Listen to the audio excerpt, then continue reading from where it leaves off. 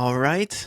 All right. Welcome back to another post game episode of the Behind the Back podcast for the Philadelphia Eagles. This was week 9. Whew, what a game. The Eagles snuck away with a victory at home against the Jacksonville Jaguars 28-23, and it came down to the final possession. Um I don't I this one was crazy. One of those games where you're playing the inferior team in Jacksonville. They're depleted on all sides of the ball, and this game was just too much playing with your food. I thought the Eagles gave Jacksonville way too many chances to come back in this game and to make this a game. The Eagles were up 16-0 going into halftime, and at one point we're up 22-0 in this game. And listen, a lot of good plays were made in this game. Um, there were cool touchdowns, awesome interceptions. We got a forced fumble right away in the game off of the punt.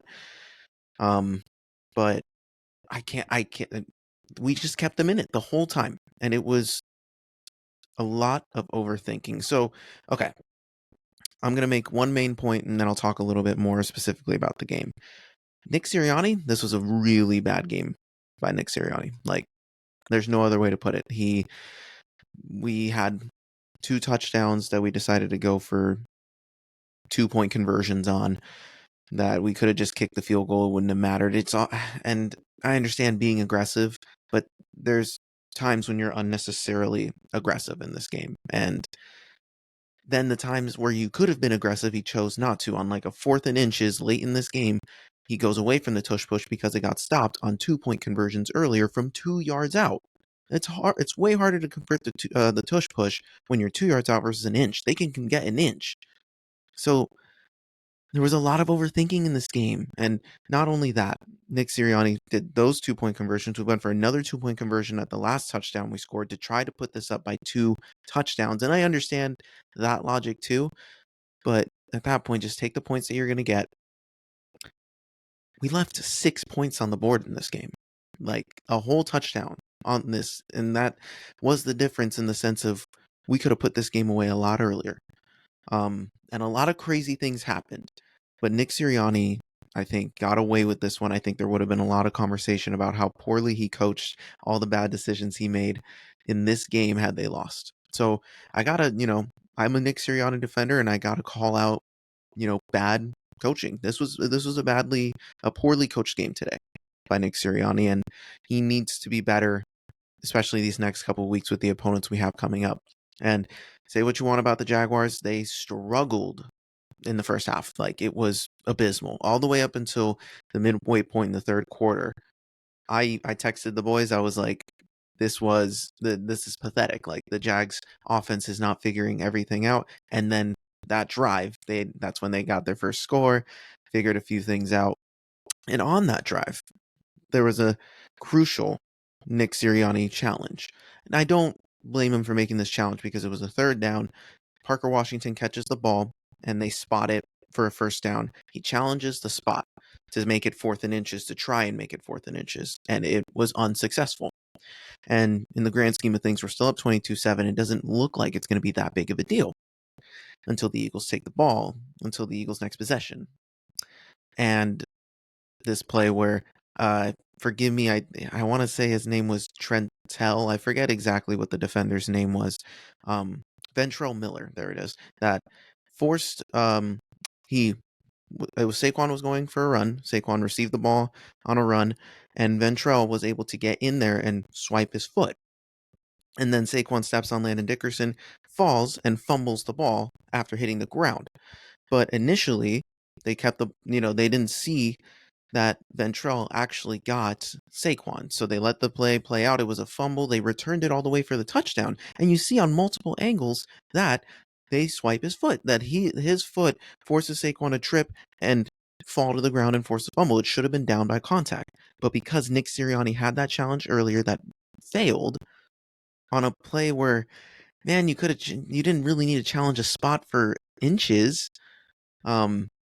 You're not able to challenge this. Had they challenged this, they probably would have been able to get the ball back or at least maintain possession and not be in the spot where all of a sudden you're now up 22-16. They scored 16 unanswered like that in just basically 2 possessions. So it's moments like these where Nick Sirianni, the risk taker, like all of his decisions backfired today, and it was really, really tough. I think the thing with this Eagles team, the story of the Eagles team this season is this is a home run hitting team. And Ben and I discussed ad nauseum just why this offense looks weird sometimes, why this offense doesn't seem to click, why this team like can't just continuously score down the field. I think the issue is they're just a big play team, and they're going to either hit big plays or they're just going to sputter along because they're just the goal for this team is one of these plays is going to hit. So let's just keep running it down their throat. Let's keep running it into a crowd, and then there's going to be an opening, or we're going to get a one-on-one matchup, and our guys are going to win. So there was so many big plays in this game. The Eagles had, I believe it was 8 plays that went for 20 or more yards. Like that was explosive. But we also found ourselves in a bunch of situations where they couldn't, it didn't look functional.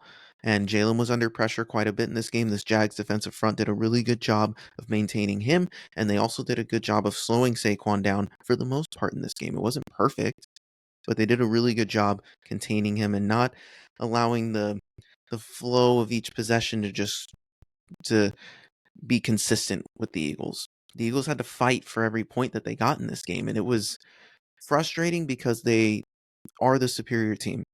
And obviously AJ Brown goes out about, I want to say it was right before halftime. They ruled him out with a knee injury and he never came back.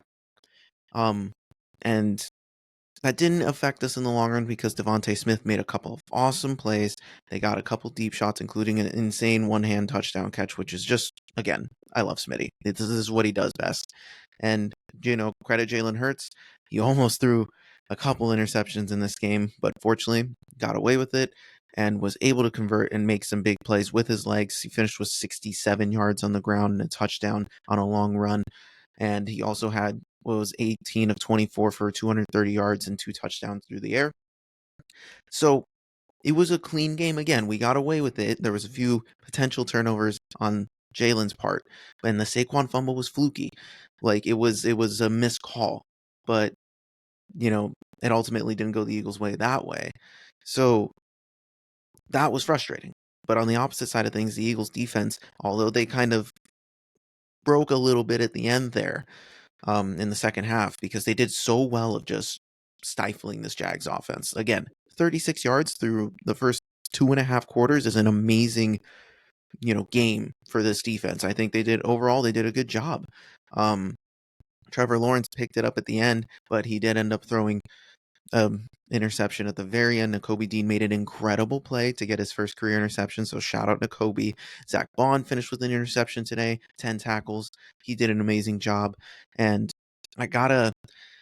and Sidney Brown created the first turnover of the game off of the first punt that the Eagles had, which set them up for their first touchdown. So good to see Sidney back in action and making plays. So 3 turnovers for the Eagles defense was great. So you love that showing from them. It was a little touch and go there at the end.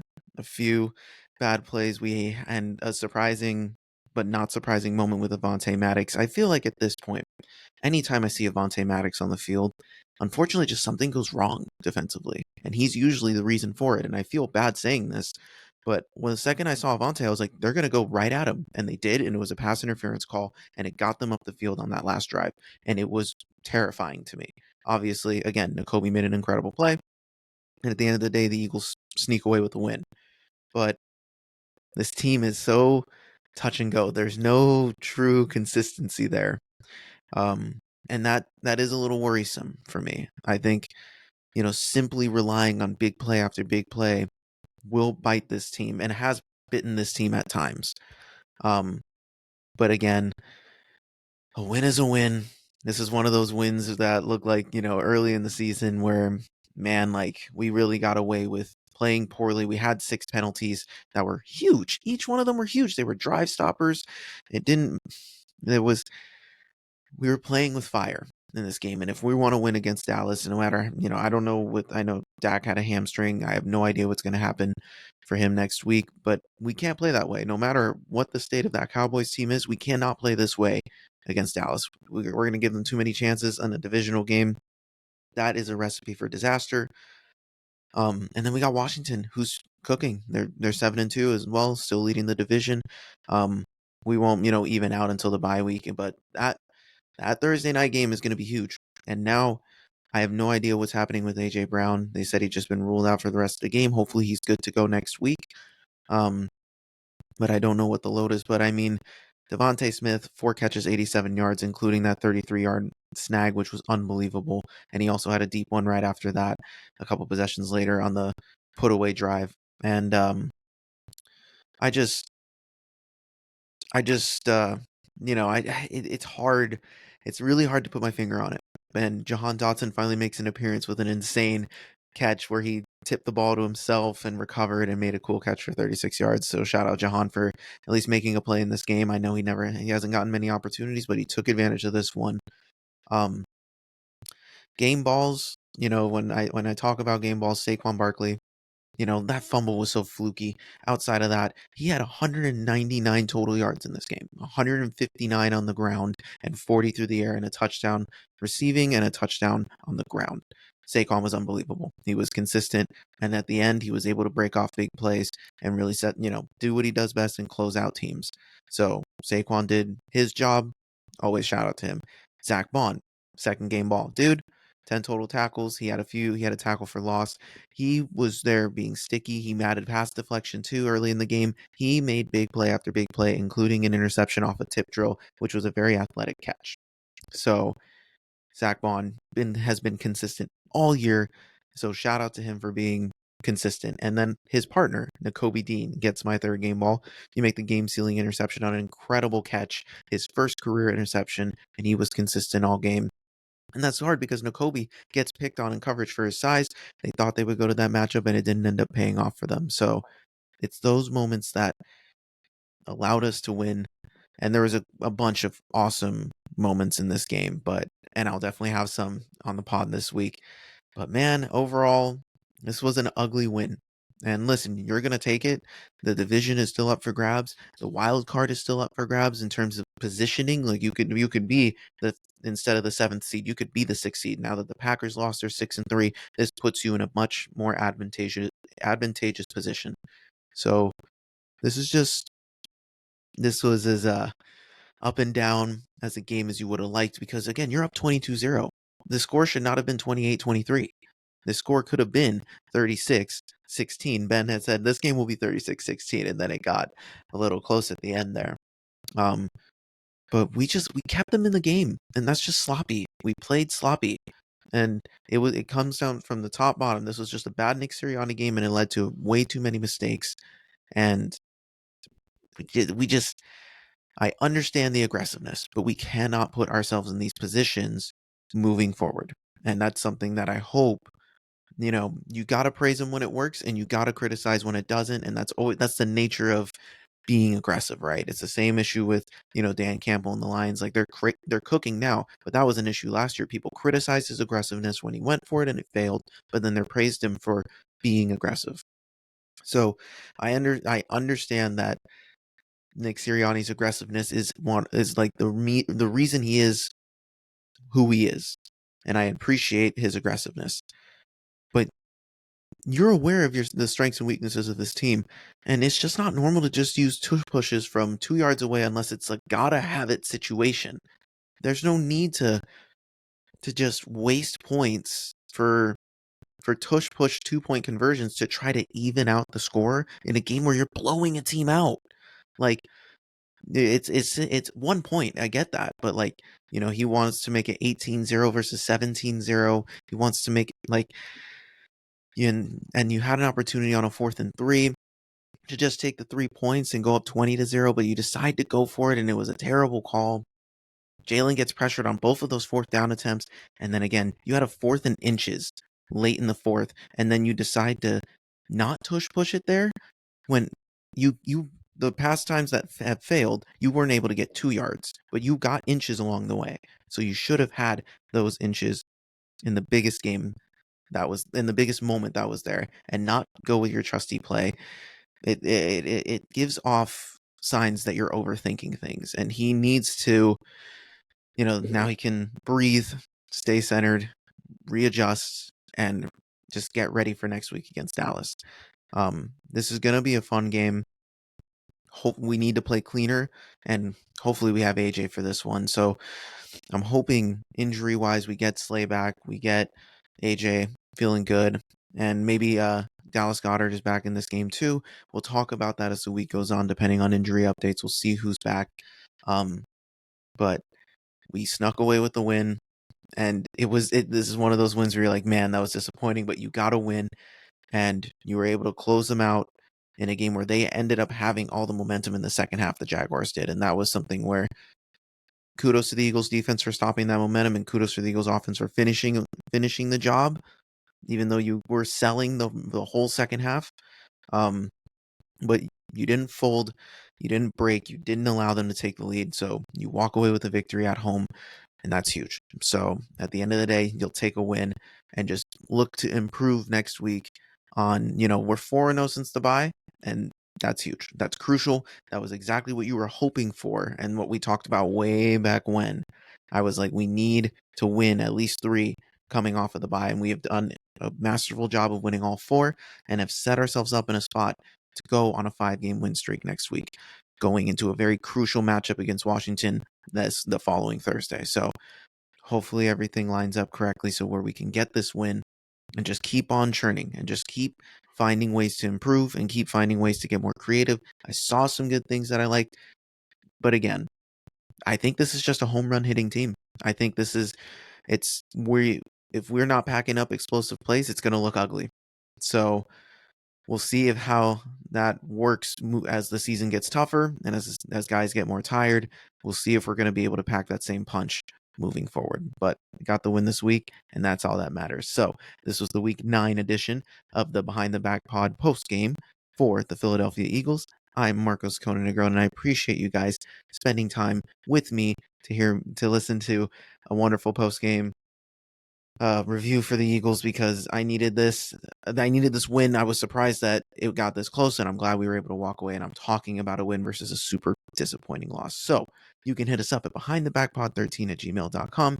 Hit us up on any of our social media links that are listed below. You can hit us up at any time. Like, subscribe, rate the show. We appreciate all the love and support. But I will talk to you guys this week, and we will break down this matchup for Dallas. Peace.